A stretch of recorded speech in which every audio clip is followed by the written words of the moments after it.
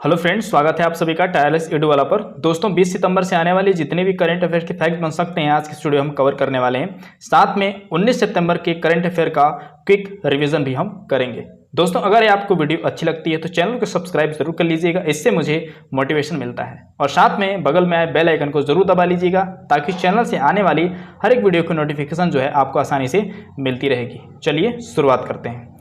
दोस्तों लोकसभा में एक बिल पारित हुआ है जिसमें सांसदों के वेतन में 30% की कटौती का जो है उसमें मांग रखा गया है। फेमिसिनो एयरपोर्ट जो है वो दुनिया का पहला 5 स्टार कोविड-19 रेटिंग पाने वाला दुनिया का पहला एयरपोर्ट बन चुका है। OECD ने वित्त वर्ष 21 में भारत की जीडीपी जो है कितने गिरावट की संभावना बताई है, -10.2%। माली गणराज्य के पूर्व राष्ट्रपति मौसिद त्रोरे का जो है निधन हो चुका है और संसद भवन के निर्माण का कॉन्ट्रैक्ट जो है वो टाटा कंपनी को मिल चुका है। कैपेक्स योजना के तहत किस राज्य ने बैकयार्ड हार्टिकल्चर कार्यक्रम को शुरुआत किया है, ये है जम्मू कश्मीर। अगला सवाल है ग्लोबल स्मार्ट सिटी इंडेक्स 2020, इसमें सबसे पहले स्थान पे रहा सिंगापुर। केंद्रीय मंत्री हरसिमरत कौर बादल ने इस्तीफा दे दिया, ये कल के डेट में हुआ है। किसान से संबंधित जो 3 बिल सामने लाए गए थे उसके विरोध में हरसिमरत कौर बादल ने इस्तीफा दे दिया है। इंडिया हैप्पीनेस रिपोर्ट में अभी जो घोषणा हुई उसमें जो मिजोरम है सबसे हैप्पीनेस स्टेट जो है वो देखने को मिला है। टाइटन और SBI ने भारत की पहली कॉन्टैक्टलेस पेमेंट घड़ी टाइटन पे जिसका नाम है इसको भी लॉन्च कर दिया है। अरुंधति रॉय ने आज़ादी फ्रीडम फैसिज्म ऑफ फिक्शन नामक एक नई बुक लिखी है। आगे देखिए, संयुक्त राष्ट्र पर्यावरण कार्यक्रम ने the little book of green noodles नाम की बुक जो है वो निकाली है ताकि पर्यावरण के दैनिक जीवन से जो भी हैं 2 मिलियन लगभग जो छात्र हैं उससे जुड़ाव कर सकें। और कल के डेट में मैंने आपसे सवाल पूछा था कि टाइटन कंपनी की जो स्थापना है कब हुई थी, तो वो हुई थी 1984 में टाइटन कंपनी की स्थापना हुई थी। आइए आज के करंट अफेयर को देखते हैं। दोस्तों मार्गरेट एटवुड ने 2020 के डेनिश साहित्य पुरस्कार से ये इनको सम्मानित किया जाएगा। मार्गरेट एटवुड को 2020 के डेटन साहित्य शांति पुरस्कार से सम्मानित किया जाएगा। दोस्तों ये जो पुरस्कार है शांति, सामाजिक न्याय और वैश्विक समझ को बढ़ावा देने के लिए किया जाता है। साहित्य के शक्ति का जो जश्न इसमें भी मनाया जाता है। रिचर्ड सी होलब्रुक डिस्ट्रिक्टेड अचीवमेंट अवार्ड अमेरिका के दिवंगत राजनीतिक के नाम पर भी ये रखा गया है। तो इस जो अवार्ड है मार्गरेट एटवुड वो इनके नाम पर रखा गया है। रिचर्ड होलब्रुक डिस्ट्रिक्टेड अचीवमेंट अवार्ड इनके नाम पे रखा गया है। आप जो देख रहे हैं मार्गरेट एटवुड की एक और साहित्य जो बहुत ही फेमस है वो है the Handmaid's Tale. The Handmaid's Tale. अगला सवाल है उदित सिंघल ने यूएन की 2020 की युवा नेताओं की सूची में अपना नाम दर्ज करा लिया और ये है भारती किशोर उदित सिंघल को 2020 के 17 युवा नेताओं की सतत विकास लक्ष्यों में नामित किया गया है। उदित सिंघल दोस्तों ये जो हैं संस्थापक हैं, ग्लास टू स्टैंड के संस्थापक हैं। एक पहल जो दिल्ली में ग्लास कचरे की चुनौती से निपटने के लिए एक दोस्तों जो है शून्य अपशिष्ट परिस्थिति तंत्र पर ये आधारित है। इनकी जो कंपनी है वो आधारित है और ये करती क्या है, दिल्ली में जितने भी कचरे से जुड़ी समस्याएं हैं उनको जो है उनका निपटारा करती हैं और उनको लैंडफिल डंप होने से बचाया और उसे रेत में बदलने का काम करती है। और इसलिए उदित सिंघल ने संयुक्त राष्ट्र के 2020 के युवा नेताओं में भी अपना नाम दर्ज करा लिया है। संयुक्त राष्ट्र के महासचिव जो हैं अभी वर्तमान में यूनाइटेड नेशन के एंटोनियो गुटेरेस हैं और यूनाइटेड नेशन की जो स्थापना हुई थी वो 1944 में हुई थी। अगला सवाल है नरेंद्र सिंह तोमर FPI मंत्रालय के अतिरिक्त भार को संभाल लिया है। ये कल के करंट अफेयर में मैंने बताया था आपको कि हरसिमरत कौर बादल ने इस्तीफा दे दिया था और इनके बाद इनका जो पदभार संभालेंगे वो नरेंद्र सिंह तोमर संभालेंगे। संविधान के अनुच्छेद दोस्तों देखिए 75 खंड 2 के तहत तत्काल प्रभाव से केंद्रीय मंत्रिपरिषद से हरसिमरत कौर बादल ने ये इस्तीफा दे दिया था। तो तत्काल के दौर में 75 के आर्टिकल 2 के तहत कोई भी मंत्रिपरिषद से जो मंत्री है, सांसद है, वो जो है अपना इस्तीफा दे सकता है।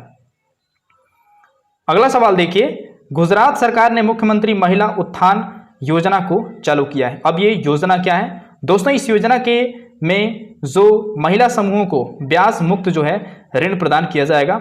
MMUY के तहत शहरी क्षेत्रों में 50,000 संयुक्त देयक देता और अर्जन समूह का गठन किया जाएगा। इसी तरह ग्रामीण क्षेत्रों में 50,000 ऐसे समूह भी बनाए जाएंगे और जिनको मतलब कि आर्थिक सहायता दी जाएगी बिजनेस क्रिएट करने के लिए। गुजरात के जो मुख्यमंत्री हैं वो विजय भाई आर हैं, रूपाणी हैं, और यहाँ के जो राज्यपाल हैं वो आचार्य देवव्रत हैं। अगला सवाल है, शेफ विकास खन्ना को एशिया गेम चेंजर अवार्ड 2020 से सम्मानित किया गया है। ये हैं शेफ विकास खन्ना। दोस्तों ये जो पुरस्कार है वह क्यों दिया जाता है? पुरस्कार उन्हें भारत भर में लाखों लोगों को एक बड़े पैमाने पर खाद्य वितरण करने के लिए दिया गया था, और ये जो अभियान है फीड इंडिया के माध्यम से कोविड-19 महामारी में खिलाने के लिए भी दिया गया है। और ये जो देख रहे हैं आप पिक्चर शेफ विकास खन्ना की पिक्चर है। देखिए अगला सवाल है, दिल्ली बाल सरकार ने 6 साल से कम उम्र के बच्चों को पोषण के खुराक और नियमित टीकाकरण खुराक प्राप्त करने के लिए सेहत एवं पोषण सथ निवास नामक एक हेल्पलाइन को शुरू किया है। तो इसके तहत जितने भी छोटे बच्चे हैं उनको टीकाकरण और खुराक प्राप्त कराने के लिए जो भी सेहत से जुड़ी जो समस्याएं हैं और जानकारियां हैं वो इस पोर्टल पर आपको मिल सकती हैं। सेहत एवं पोषण सथी नमाज नामक हेल्पलाइन जो है शुरू किया है वो दिल्ली गवर्नमेंट ने किया है। दिल्ली के जो मुख्यमंत्री अरविंद केजरीवाल है, और दोस्तों दिल्ली जो है राजधानी हमारे भारत की बनाई गई थी 1912 में। आर्टिकल नंबर 69 के तहत हमारी जो दिल्ली है वो राजधानी बनी थी।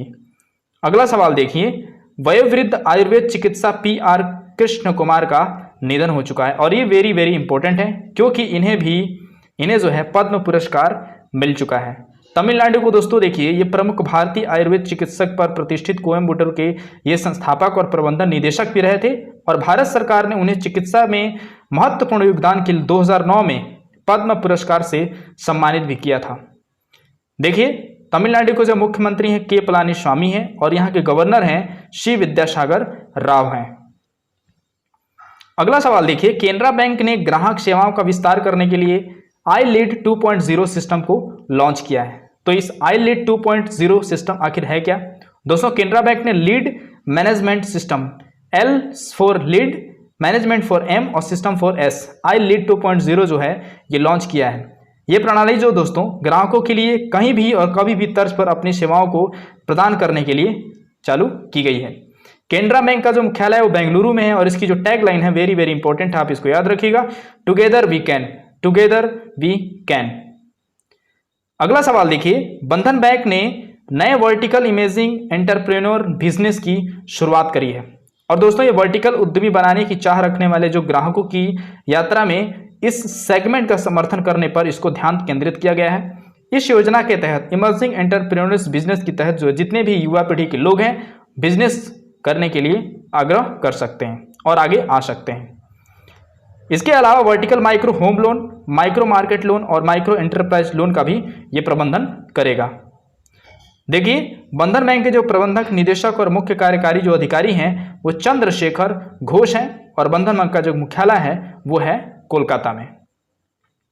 अगला सवाल है, मैग्लेव ट्रेनों को भारत लाने के लिए किस संगठन ने स्विस राइस एसी के साथ समझौता किया है? तो ये किया है दोस्तों भेल कंपनी है। मैग्लेव ट्रेनों मतलब चुंबकीय उत्तेलक ट्रेनों को भारत में लाने के लिए स्विस राइस एजी के साथ अपने गठजोड़ की घोषणा जो की है वो कंपनी के एक बयान में भी ये बात कही गई थी। अब दोस्तों ये जो समझौता किया गया है ये किया गया है भेल ने दोस्तों भारत में मैग्लेव ट्रेन परियोजना के लिए स्विस राइस एजी के साथ भी समझौता किया हुआ है। दोस्तों जो भेल का जो मुख्यालय है वो नई दिल्ली में है, और इसके जो CEO हैं चीफ एग्जीक्यूटिव जो ऑफिसर हैं वो नलिन सिंघल हैं, और इसकी जो स्थापना हुई थी 1964 में हुई थी। अगला प्रश्न है, ब्लू फ्लैग अंतर्राष्ट्रीय इको लेवल के लिए 8 भारतीय समुद्री तटों को चुना गया है। इससे जुड़ी संबंध जो जानकारियां हैं उसको देख लेते हैं। उड़ीसा के कोणार्क तट पर चंद्रभाग समुद्र जो है वो भारत का पहला समुद्र तट है जिसे नीले झंडे का प्रमाण पत्र मिला है। तो ये वेरी वेरी इंपॉर्टेंट है। चंद्रभाग समुद्र तट जो है कोणार्क के उड़ीसा तट पर है, उसको नीला प्रमाण पत्र जो सबसे पहला मिला है ब्लू फ्लैग। तो ये ब्लू फ्लैग जो है प्राप्त करने के लिए दोस्तों एशिया का जो पहला समुद्र तट भी ये बन चुका है। तो एशिया का पहला ब्लू तट जो है ये चंद्रभाग समुद्र तट भी बोला जाता है। दोस्तों देखिए ब्लू फ्लैग सर्टिफिकेट डेनमार्क आधारित लैब कार्यकारी द्वारा प्रदान किया जाता है। जिसे फाउंडेशन फॉर एनवायरनमेंट एजुकेशन मतलब FEE भी कहा जाता है। देखिए दोस्तों, इसका जो मुख्यालय है वो कोपेनहेगन डेनमार्क में है। तो इस प्रकार से हमने जितने भी इंपॉर्टेंट करंट अफेयर्स थे आज के हमने देख लिए। और लास्ट में आप इन सवालों का जवाब जरूर दीजिएगा कि भेल की जो स्थापना है वो आखिर कब हुई थी, 1985 में, 1964 में, 1965 में या 1980 में। आप अपने कमेंट बॉक्स में जरूर दीजिएगा। दोस्तों मिलेंगे 21 सितंबर के करंट अफेयर में, तब तक के लिए इजाजत दीजिए। जय हिंद, जय भारत।